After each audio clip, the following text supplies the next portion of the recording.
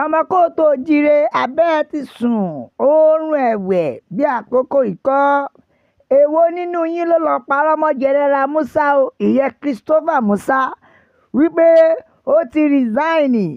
Bàbá ti pariwo síta o bẹ́ẹ̀ ni Minister of Defence ti pariwo síta pé irọ́ ni wọ́n ń pa mọ́ mi o èmi ò resign o mo ṣì wà lẹ́nu iṣẹ́ digbí. Gbogbo àwọn tó ń sọ̀rọ̀ bẹ́ẹ̀ gbogbo pátápátá ni mo máa gbé lọ ilé ẹjọ́. Ta ló sọ bẹ́ẹ̀? General Christopher Musa ni ìyẹn Minister of Defence ó ti jáde ó ti sọ̀rọ̀ ìyẹn ní kọ́kọ́. Bẹ́ẹ̀ ǹjẹ́ ẹ mọ̀ pé Atiku ó ti lọ gbèrú bàbá Tinubu látẹ̀yìn ó ti ṣàkóbá fún un. Ẹ káàbọ̀ sórí ètò wa o Anjonu Ọmọ TV ojúlówó ọmọkọ ilẹ̀ Yorùbá. Mi ò resign o mi ò kọ̀wé ìfiṣẹ́ sílẹ̀. Ṣe rí awuyewuye tó ń lọ lọ́wọ́lọ́wọ́ wípé Minister of Defence ìyẹn Christopher Musa wípé ó resign. Bẹ́ẹ̀ òun gangan ti jáde ó ti sọ̀rọ̀ o. Ó ní irọ́ tó jìnnà sóòótọ́ ni wọ́n ń pa mọ́ òun wípé òun kẹ̀ òun ò lè resign o òun sì wà lẹ́nu iṣẹ́ òun sì ń jẹ́wọ́ bàbá Tinubu lọ́wọ́.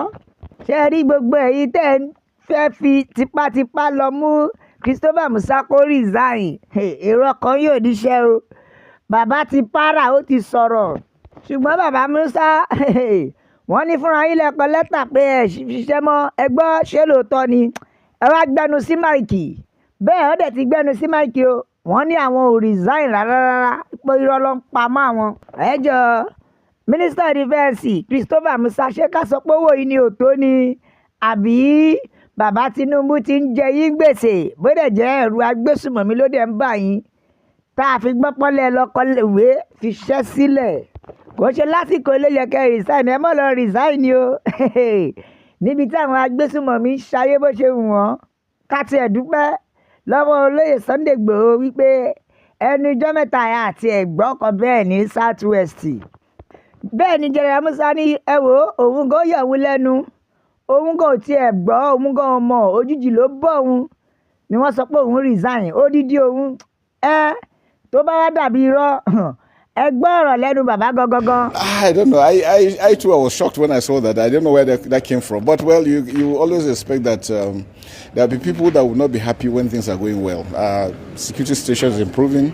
Things are getting better. And so for them, is a sad point, and they will always want to make it look as if it's not so. I'm not going anywhere. I have never discussed. I don't even know who the person who brought that information. But whoever he is, we'll take the legal action against him. I'm sure we'll get him. He will come and explain who gave him such information.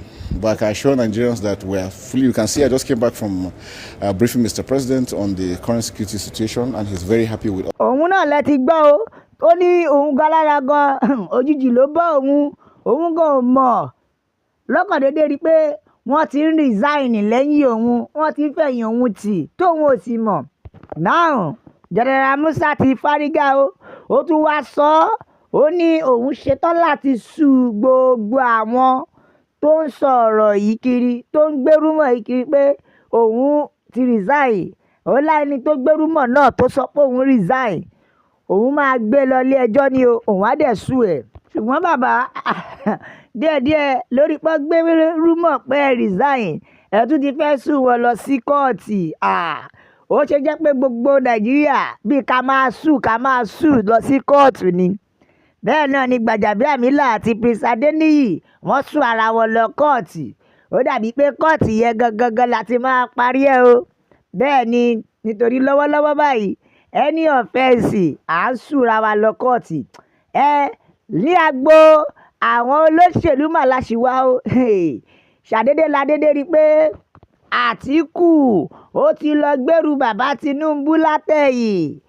Eléyìí dìídì sanwó láti báyé bàbá Tinubu jẹ́ ni o.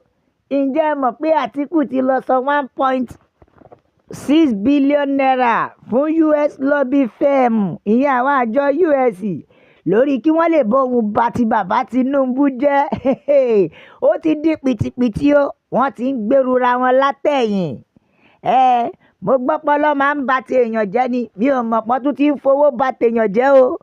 Atiku ṣàfẹ́ báyé bàbá Tinubu jẹ́ tipátipá pèsè ẹ bá mi yọ́ lóyè lágbo àwọn olóṣèlú làwà ẹ jẹ́ ń gbé yín débẹ̀ lórí wípé inú bàbá Tinubu ń bí Àtíkù.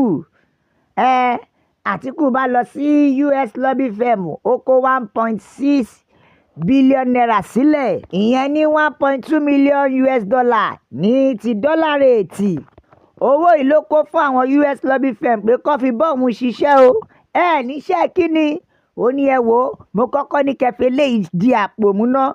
Bẹ́ẹ̀ iṣẹ́ tẹ máa bá mi ṣe rèé o. Ó ní ẹ bá mi bá ti bàbá Tinubu jẹ́. Ṣé rí kéèsì kan wà ńlẹ̀ tí Tinubu ti kọ̀míìtì tẹ́lẹ̀? Ó ní kó bá òun gbé kéèsì yẹn dìde padà. Kéèsì yìí dẹ̀kẹ̀rẹ́ ó wà involve ó relate mọ́ oògùn olóró.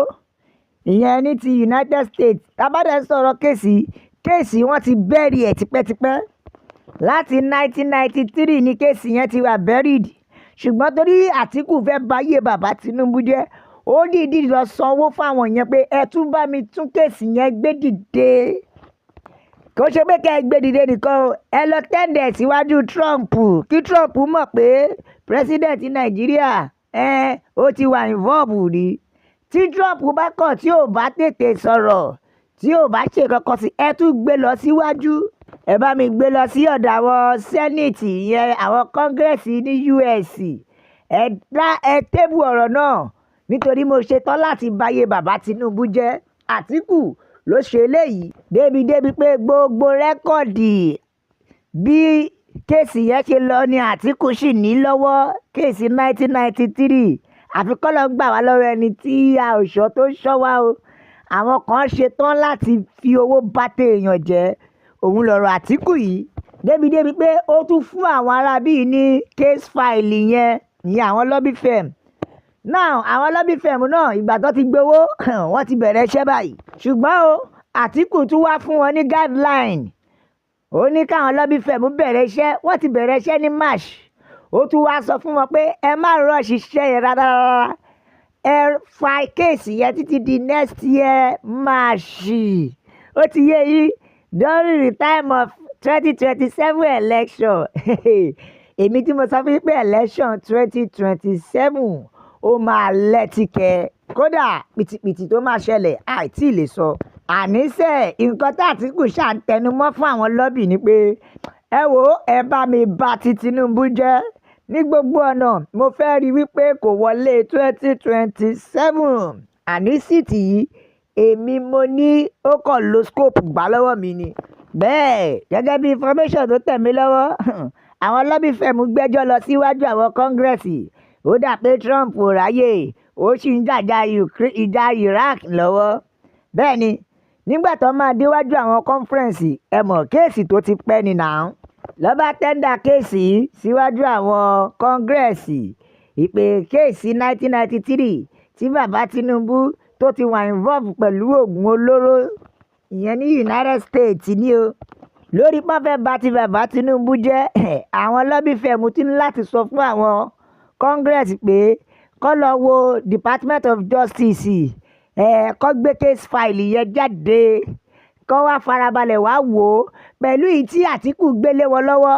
Wọ́n wá ní kó jọ compare síra wọn so that kéèsì yẹn á lè dùn rántí á dẹ̀ lè dùn sọ. Gẹ́gẹ́ bí àwọn lobby firm náà ṣe sọ wọ́n níṣẹ́ rí oògùn olóró tá à ń sọ yìí. Wọ́n ní bàbá Tinubu ti fi bayé ọ̀pọ̀lọpọ̀ àwọn èèyàn jẹ́ ìyẹn nílùú Amẹ́ríkà. Now bẹ́ẹ̀ bàbá Tinubu dẹ̀ ti wà involve rú ẹ̀ ní 1993. Fún díẹ̀ yìí ṣé ẹ rí bẹ́ẹ̀ ṣe handle làwọn tó jẹ́ olóògùn olóró bẹ́ẹ̀ ni kẹ́ ṣe handle kéèsì bàbá Tinubu o. Gẹ́gẹ́ bí owó táwọn lobby firm gbà. Èyí ni nǹkan táwọn lobby firm ń sọ o fún àwọn Congress pé dandan ẹ gbọ́dọ̀ ṣèdájọ́ bàbá Tinubu. Ṣùgbọ́n o ẹja sòótọ́ fúnra wa lórí pé o fẹ́ bà ti Tinubu jẹ́ ó lọ sọ 1.6 million. Tó bá jẹ́ pé àwọn US gan fẹ́ ṣe gan ni tí Trump fẹ́ ṣe ó jẹ́ kí Trump kọ́kọ́ wo ìdí òwò Àtíkù náà wípé tí ò bá ṣe pé àpàní ẹ báyìí mo ní wọ́n ti rí 1.6 million tó kó sílẹ̀ wípé kó fi probe ayé èèyàn. Ibi tẹ́ ti mọ̀ wípé o lè mólèrè ìyẹn lọ́wọ́lọ́wọ́ báyìí tÁtíkù náà bá ṣerú ẹ̀ kÁtíkù má gbàgbé pé nígbà tó wà vice kéèsì tiẹ̀ náà wà ńlẹ̀ o tí àwọn kan ti ba páìlì jọ. Ẹ wo, ẹ jẹ́ ká pàdé ní next episode. Ẹ jẹ́ ká pàdé nínú ọ̀rọ̀ wa again. Ẹ wo, ẹ ó gbọ́n wìrìwìrì ọ̀rọ̀ tó wà níbi jù báyìí lórí ìkànnì wa o. Ilẹ̀ Oòduà. Ẹ lè bá tiwa jẹ́ pẹ̀lú like. Ẹ bá wa subscribe láti fi gbọ́ kúlẹ̀kúlẹ̀ mọ́. Ẹ share, ẹ like, ẹ bá wa bó kó lọ fà la fi ń kí wípé ilẹ̀ Oòduà, ilẹ̀ àbínibí wa.